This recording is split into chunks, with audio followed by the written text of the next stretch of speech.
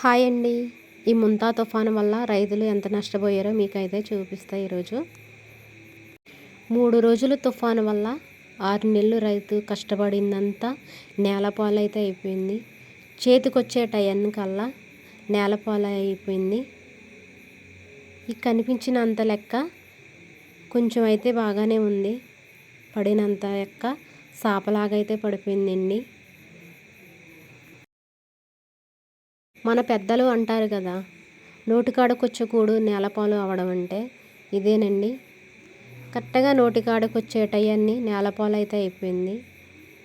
వారం రోజుల్లో కోసేస్తారు ఈ చేనైతే. కానీ నేలపాలు ఎలాగైతే అయిపోయిందో, మళ్ళల్లో నీళ్లు చేరిపోయి సాపలాగైతే పడిపోయింది. ఈ సంవత్సరం కౌలు వచ్చే 45,000, 50,000. కౌలే కట్టుకుంటారా, వాళ్ళ పొట్టే నింపుకుంటారా, వాళ్ళ పిల్లల్నే పోషించుకుంటారా రైతులు? ఈ రకంగా ఈ ముంతా తుఫాను వల్ల రైతులు ఇలా నష్టపోయారు. సాపలాగా పడిపోయింది. ఆ నీళ్ళు వల్ల అది తెల్లారికల్లా మొలక వచ్చేద్ది. అది కోసుకోవడానికి కూడా పనిచేయదు. మా ఊరిలో కాదండి, ప్రతి ఒక్క ఊరిలో కూడా ఇలాగే సాపలాగా పడిపోయినాయండి. ప్రతి రైతు నష్టపోయారండి. వార్తల్లో చూస్తున్నాము ఎంత నష్టపోయారో. కళ్ళంటి నీళ్ళు తెచ్చుకున్న రైతే తప్ప బాధపడిన రైతే లేరండి. అలా ఈ వర్షం వల్ల చేతికొచ్చే టయాన్ని ఇలా నేలపాలైపోయిందనేసి ఎంత నష్టపోతున్నారో. వరిసేలే కాదండి, పత్తి సేలు కూడా అలాగే మునిగిపోయినాయి. పూతకొచ్చే టయానికల్లా నేలపాలైతే అయిపోయినాయి పత్తి సేలు కూడా.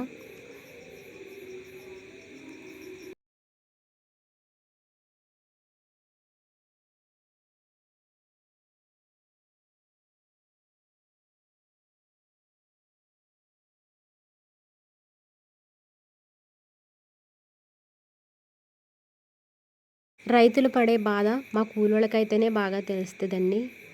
ఊడు పొడిసిన కాడించి మందు కొట్టుకుంటా, తళ్ళి పెట్టుకుంటా ఈ 6 నెలలు కాపాడుకొచ్చిన పంట సేనంతా 3 రోజుల్లో నేలపాలైతే అయిపోయింది ఈ ముంతా తుఫాను వల్ల.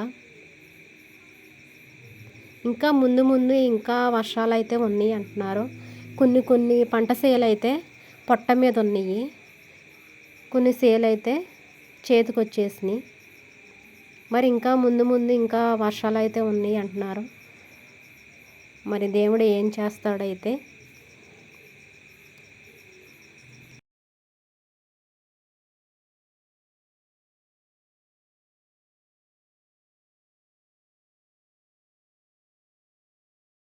మళ్ళల్లో నీళ్ళు చూడండి ఎలా చేరిందో. ఈరోజు మట్టికి ఎండ బాగా వేసింది. ఈ రోజుతో మరి ముంతా తుఫాను వర్షం అయితే పోతే పర్లేదు. ఇంకా వర్షం మళ్ళీ వచ్చిందంటే ఇక ఈ సేను అయితే తినడానికి కూడా చేతికి ఇంకా రాదండి. పడినంత లెక్క పడిపోయింది. నిలబడిందన్నా చేతికి వస్తుందేమో అనుకుంటారు రైతులు ఉన్న కాడకే. మరి ఇంకా ముందు వర్షం అయితే ఉందంటున్నారు.